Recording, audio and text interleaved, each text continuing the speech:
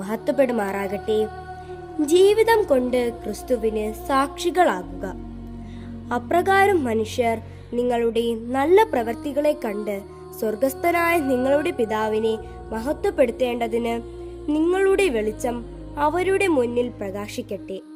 മത്തായി 5:16 എന്ന തിരുവചനം ഇതിന് അടിത്തറയേകുന്നു. പ്രസംഗങ്ങളേക്കാൾ വലിയ പ്രഘോഷണങ്ങളുമാണ് നമ്മുടെ ജീവിതം. നോമ്പുകാലത്തെ ഉപവാസവും പ്രാർത്ഥനയും പാവപ്പെട്ടവരോടുള്ള കരുണയായും ക്ഷമയായും സ്നേഹമായും മറ്റുള്ളവരിലേക്ക് പടരണം.